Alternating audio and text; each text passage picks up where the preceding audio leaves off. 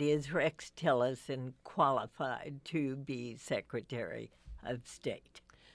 Well, on the one hand, it is almost unprecedented for there to be a Secretary of State who hadn't previously served in government and the bureaucracy and diplomacy at some level.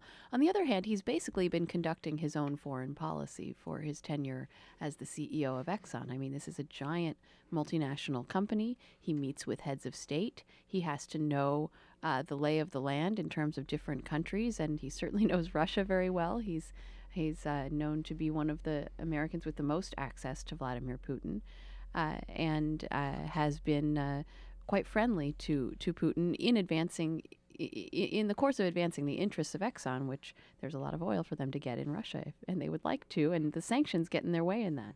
So we don't know much about his actual worldview. We know that he's been very good at advancing the interests of his oil company, whatever that takes in terms of diplomacy, but we don't really know what he believes in and whether he's on the same page as Trump with his sort of America First philosophy. Trump's trade policies could create a lot of international conflicts that the Secretary of State would then have to deal with. Tillerson was a Jeb donor in the primaries, which suggests that he's a little bit more of a conventional Republican. But he hasn't made a lot of public statements about his foreign policy philosophy. Any questions regarding confirmation that could get in the way? So it's generally very difficult to block a cabinet pick, especially if the same party as the president controls the Senate. That said, I think Lindsey Graham has said publicly that if Mr.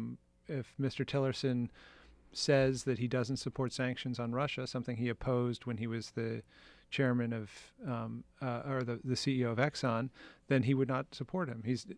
Lindsey Graham has also said that he is waiting to hear from Mr. Tillerson that he believes the intelligence and that Russia was behind this hack, something Trump has not said.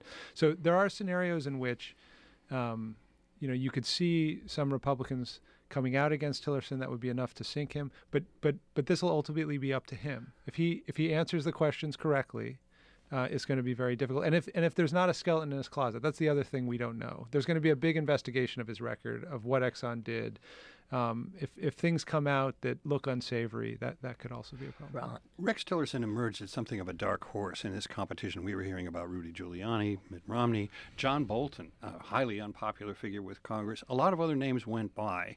And then suddenly Tillerson emerged, and within hours he seemed to be the front runner, and then he was actually named, even though we were already into the Russian story, and even though Rex Tillerson is an order of friendship, quote unquote, friend of Vladimir, which got him another, negative tweet from Marco Rubio, another vote he'll need.